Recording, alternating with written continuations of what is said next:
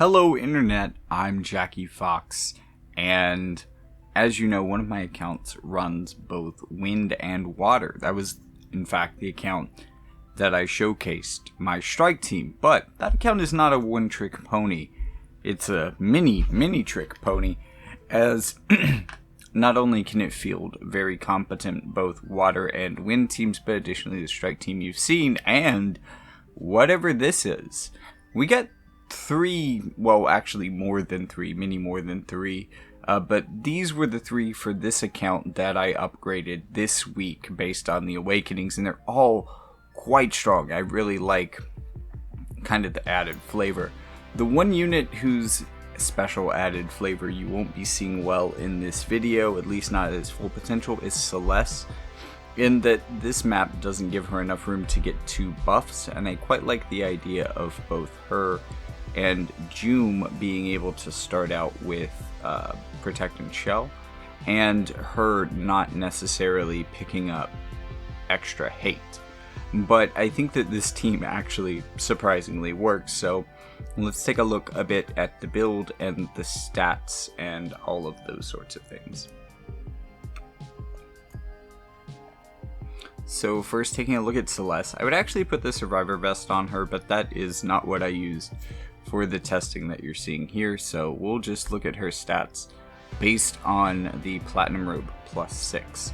I do really like the idea of getting more individual unit attack resist on her, but especially with her AoE canceling abilities, but as you can see, she has solid resistances, though nothing amazing. Pretty good missile resistance and pretty good HP, even more than Jueme here, but Jueme has a bit more speed, a bit more attack, and is really a bit more of a brawler than Celes is, I would say. But look at Astrius coming in here with over 1800 attack all by himself and nearly 10,000 HP. 114 agility is going to mean that in every matchup you're seeing on this video, I believe he will go first. He is also very slash resistant and makes himself more slash resistant, so he can kind of now get up to slime-ish levels of slash resistance, which against slash teams in particular can make him unbelievably tanky when he's kind of bearing down the whole team by himself. Now, this can be a little bit problematic when one of the last units isn't a strike unit. Particularly Pierce units can give him a little bit of trouble, but his ability to restore HP naturally off of one of his buffs also really makes him a good combination with Celes should she get her new buff off.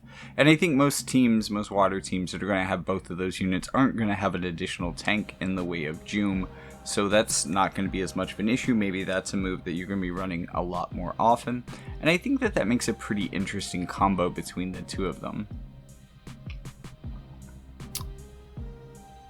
One additional thing that you're going to see is that, at least for this team, and again, not that I recommend it, but it is, well, it's working, no doubt about that. Jueme and her upgraded skill, in addition to Magic Burst from Celes, which is kind of her go-to for damage, especially when she's trying to 1v3 whole parties. Also, hey Squat Cheeks, I just wanted to get you into the video and get you a little shout out in there while I was working my way up.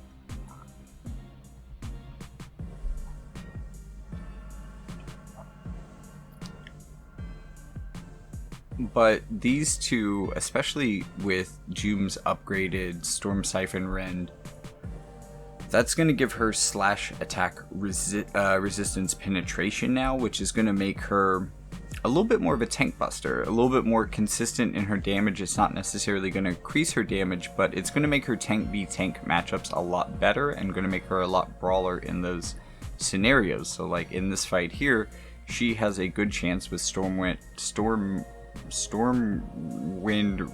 whatever, Rend, to deal decent damage to this Mont here, although she chose her single target attack, and we're showing off some Runic versus Helena. Pretty easy way to go there.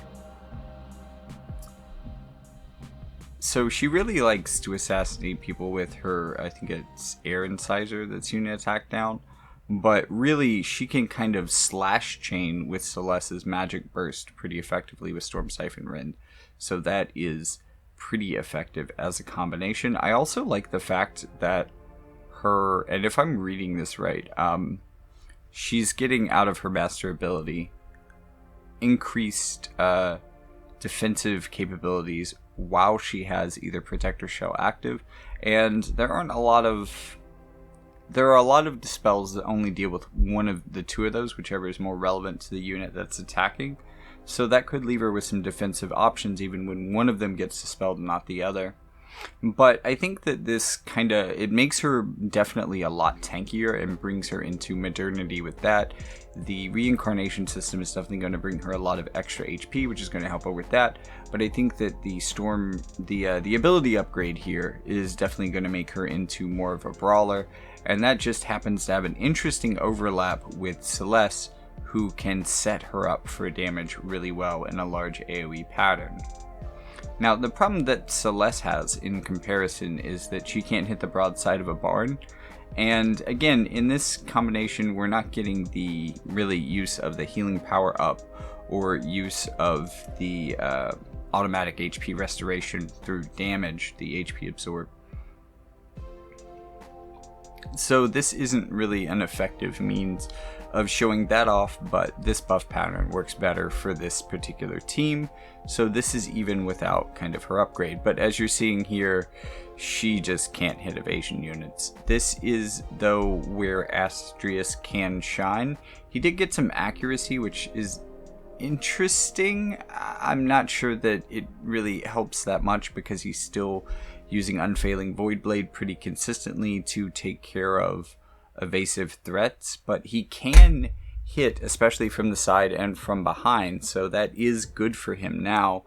But I just don't think that it's good enough that he can rely on it, so it puts him in kind of an awkward place. But I do think that him getting additional slash attack resistance is kind of an interesting counterpoint to Jueme, in that she has a lot of penetration for that now, so she actually naturally counters some of his main resistances pretty well, making the Jueme versus Astrius matchup actually particularly good, even though you don't see it in any of this footage because they are allies in this fight.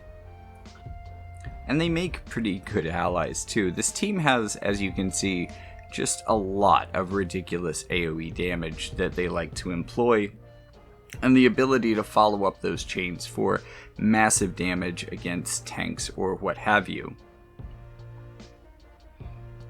And one of the other things about this is, even though again this isn't a build that I would necessarily recommend anyone build, you know, again, I'm just doing this to be able to show off some of the strong points of these units.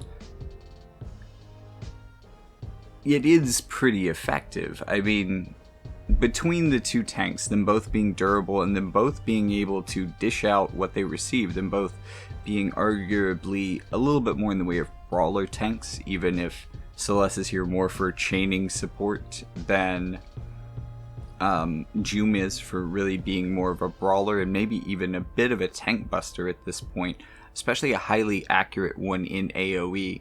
I think that she and Storm... Oh man, why do I... Too many syllables. Her guaranteed hit upgraded ability, in addition to Unfailing Void Blade, means that often she gets some initial damage in on the evasion units. As you can see here, Stormwind Rend. Magic Burst didn't manage to line up with that, unfortunately, here, but as you can see, Mont especially can't really damage either of them, and Astrius is really getting to attack and really just tear through the team with impunity, and often because he's being completely ignored, he can line up his Cross Destruction, which was his new upgraded ability. So it really gives him a chance to show off his abilities, and in this particular format, I have him really flexing his ability to absorb HP, and kind of what often happens is the ladies will kind of burn out tearing through their team, and then Astrius will be left to pick up the pieces, and he's quite effective at that, especially if the pieces remaining are slash based. Like against this competition in particular, he might have a lot of trouble finishing off Dark Fina in particular, but these other two he can definitely withstand quite easily. Not because he really has any defensive stats in particular, it's just because he builds up to a really high slash resistance with his HP skill. So it makes him durable, kind of independent of a healer. That CT up is really interesting for kind of keeping him relevant in a meta with Bradley. It also makes him kind of interesting with Bradley, even though he's not going to be necessarily using that skill all the time, even though we just saw him use it twice in a row to kind of keep up with some of the boosting that Bradley is doing. Because at the end of the day, Astrius is still an incredibly fast unit, and perhaps even faster than Bradley on average. So giving him CT up really helps to make him even more oppressive, especially when both of them have preemptive counters. I also think that this could make them a really powerful kind of rainbow supergroup team that doesn't necessarily have a weapon synergy, because, you know, with that shenanigans in there, Astrius can be kind of a less penetrating but much more durable version of Bradley, in that they are very similar in a lot of ways, except that I think at this point Astrius has definitely leaned more into the survivability, in that he has great HP restore that he can cast for multiple turns, a la the upgrade that Celes has just received to her tanking skill that she's, again, I have turned off for this video, unfortunately.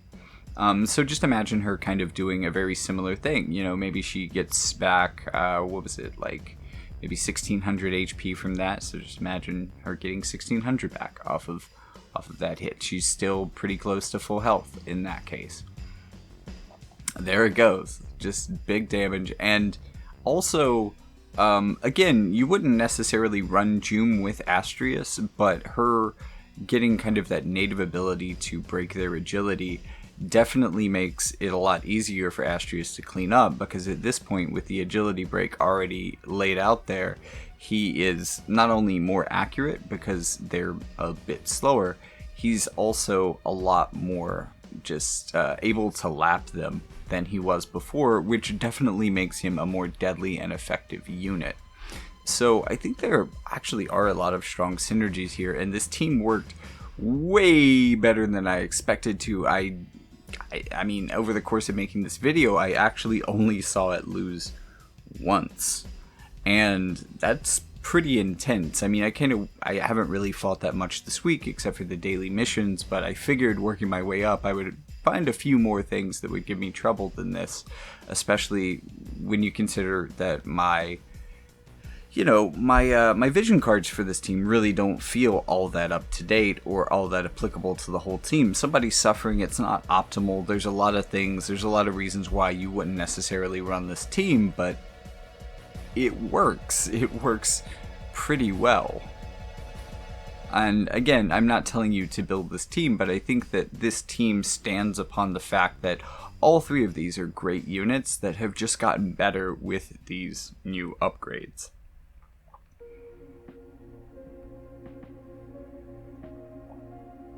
And I mean, honestly, I don't really have much more to say about it than that. So, you know, I think I, as the editorial disembodied voice, I'm going to hop out of this video a little bit earlier than usual and say, enjoy the rest of the fight, and I'll see you in the next one.